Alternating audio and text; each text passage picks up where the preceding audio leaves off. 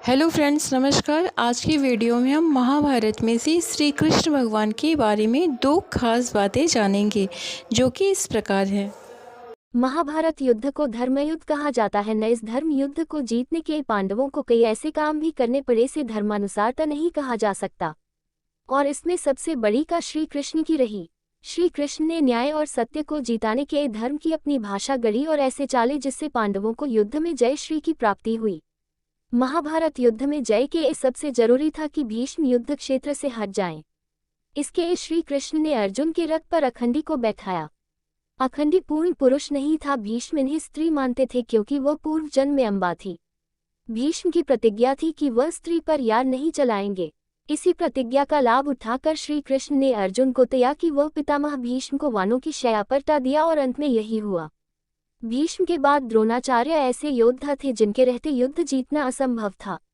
इन्हें जय के रास्ते से हटाने के श्री कृष्ण ने धर्मराज र को झूठ बोलने के प्रेरित किया।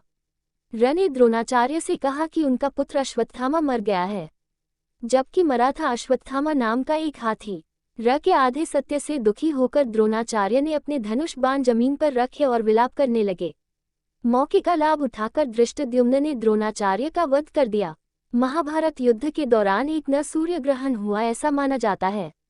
कहते हैं कि अर्जुन ने प्रतिज्ञा ले ली कि वह सूर्यास्त तक जयद्रथ का वध नहीं कर पाए तो आत्मदाह कर लेंगे।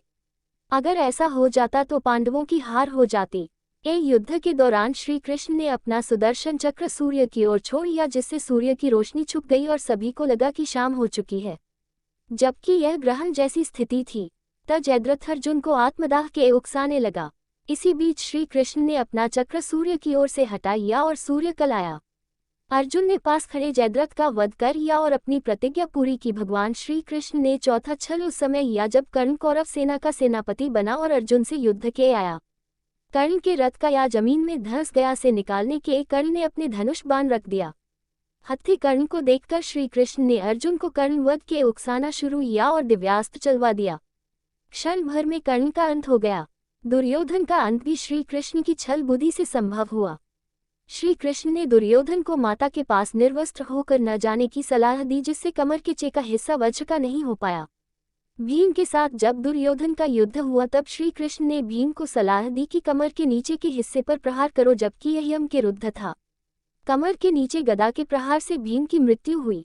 इस तरह पांडवों को महाभारत में जय श्री मिली।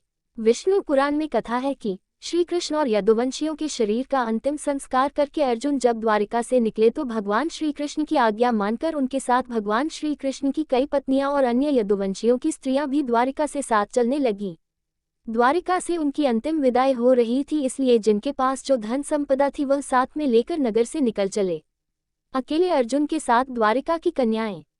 मार्ग में अकेले अर्जुन के साथ द्वारिका की कन्याएं और वहां की अपार संपदा के आगमन की सूचना मार्ग में रहने वाले लुटेरों और ग्रामीणों तक पहुंचने लगी। सभी लोग द्वारिका की कन्याओं और धन संपदा को पाने के लिए ललचाने लगे। हालांकि उनके लिए बड़ी बाधा अर्जुन थे, जिनके पराक्रम को सभी लोग जानते थे, लेकिन लालच में अंधा हुआ मनुष्य जान को जोखिम में डालने से भी नहीं चूकता है। सभी ने मिलकर कन्याओं और धन को लूटने का फैसला कर लिया। अर्जुन रह गए हैरान। लुटेरे ने ग्रामीणों को धन का लालच देकर उनकी सहायता करने के लिए तैयार कर लिया। अर्जुन सतर्कता से चल रहे थे, लेकिन आने वाले खतरे से अनजान थे। मार्ग में अचानक उनको लुटेरों ने घेर लिया और कन्याओं और धन पर अधिकार जमाने लगे। अर्जुन ने सभी को भय दिखाकर भगाने का प्रयास किया, लेकिन अर्जुन की किसी भी बात का लुटेरों पर कोई प्रभाव नहीं पड़ा। तब अर्जुन ने अपना गांडीव उठा लिया और लुटेरों पर दिव्य बाणों का प्रयोग करना चाहा, लेकिन अर्जुन हैरान रह गए। लुटेरों ने किया अर्जुन का ऐसा हाल। अर्जुन बार बार मंत्र बोलकर दिव्यास्त्रों को बुला रहे थे, लेकिन दिव्याशास्त्र प्रकट नहीं हुए। अर्जुन का दिव्य गांडीव भी सामान्य धनुष के जैसा बन गया। महाभारत युद्ध में पूरी कौरव सेना को पराजित करने वाले अर्जुन आश्चर्य में थे कि उनकी शक्तियों को क्या हो गया है। एक एक बाण से अर्जुन लुटेरों के समूह पर प्रहार कर रहे थे। लुटेरे ने अग्निदेव से प्राप्त अक्षय तुनीर, जिनमें बाण कभी समाप्त नहीं होते थे, उन्हें भी तोड़ दिया और अर्जुन को पराजित करके द्वारिका की स्त्रियों और धन संपदा को अर्जुन के देखते देखते लुटकर चले गए। महर्षि व्यास जी ने बताया, अर्जुन शोक में डूबे हुए थे और रो रहे थे। लुटेरों से पराजित अर्जुन किसी तरह से महर्षि व्यास के पास पहुंचे और पूरी स्थिति बताई। व्यास जी ने बताया कि दरअसल तुम जिस शक्ति की बात कर रहे हो और जो कुछ शक्तियां तुम्हारे पास थी वह तो तुम्हारी थी ही नहीं। सारी शक्तियों के स्वामी तो स्वयं श्री कृष्ण थे। जब तक वह तुम्हारे साथ थे तब तक उनकी शक्तियां भी तुम्हारी थीं। उनके जाने के साथ वो शक्तियां भी चली गईं। अब ये जो कुछ भी हो रहा है वह उनकी मर्जी से हो रहा है।